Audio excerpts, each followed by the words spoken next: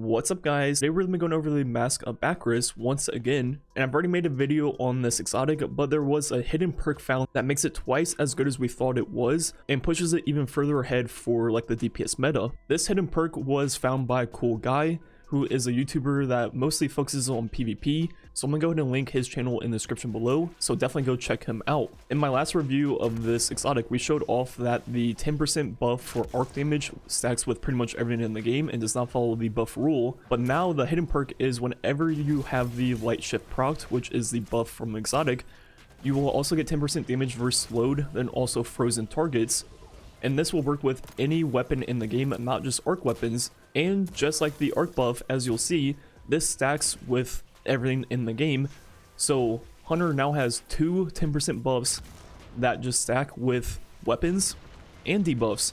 So given the way buffs and debuffs multiply in this game, Hunter can get, as you'll see, a lot more damage than just every other character in the game.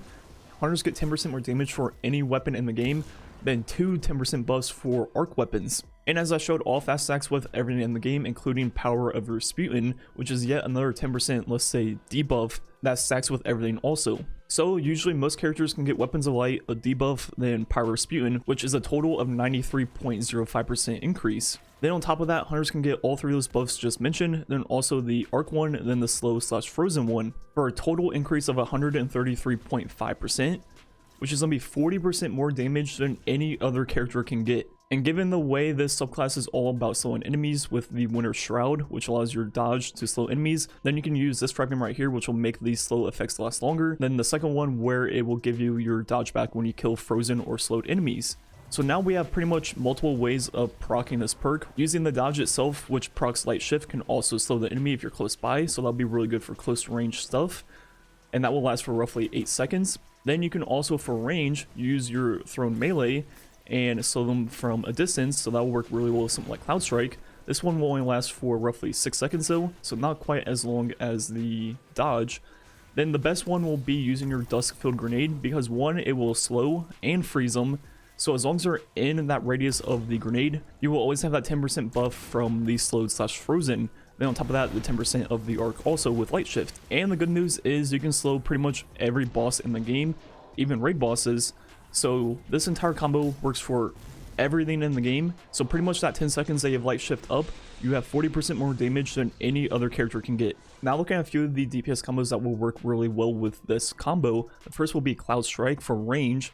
And I showed off the base DPS numbers in a previous video. One mag is 61, and two mags will be 44.4. But then on Hunter with his helmet, the base DPS is effectively 74,000 and also 53,000 over 2 magazines. Then if you pair that with the full combo of every single buff and debuff in the game, it goes up to 143 and also 103 for 2 mags. So obviously those numbers are crazy for sustained DPS. But then we also have the fourth horseman, which will be the highest burst damage in the game. And if we look at the numbers over one magazine, which I showed off in a previous video also, the one mag with no buff, no nothing is 152,000. Then if you add in the 2 buffs that Hunter can get, that's going to go up to 184. Then if you add in the other 3 buffs on top of that, 356.8 thousand.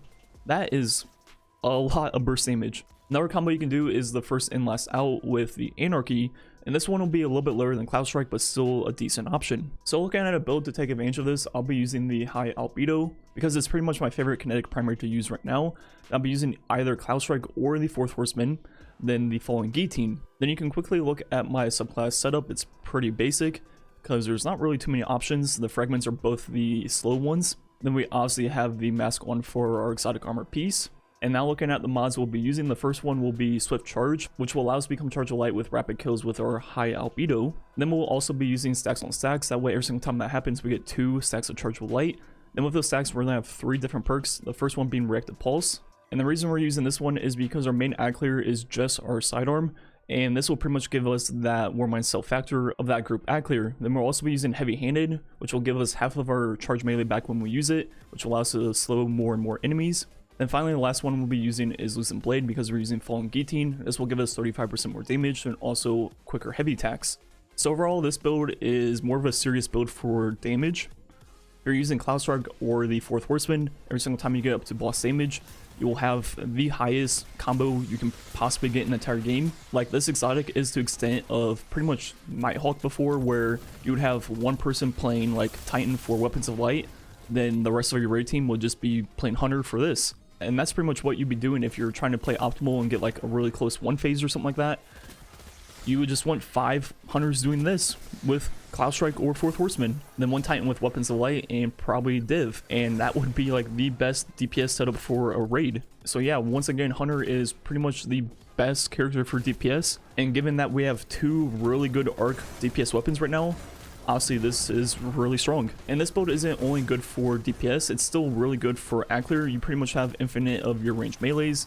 Then you also have your Dust-Filled Grenade for DPS because it's the longest slow thing in the game.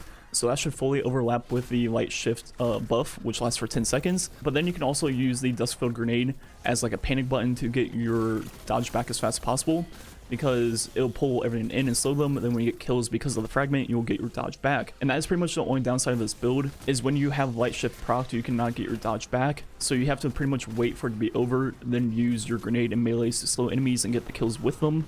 That way you proc the fragment perk and get your dodge back. So overall, as you see in the gameplay, mostly the Ackler is just your sidearm, then reactive pulse, then everything else is geared towards that single target damage. I also made a few other Hunter builds, one for PC Gamer than one on my channel, and both of those builds are way better for spamming your abilities. So if you want to spam your Stasis abilities on Hunter, definitely check out those 2 builds. This is going to be more of a DPS one like I mentioned. But yeah, this exotic pretty much turns Hunter into the DPS king in the game.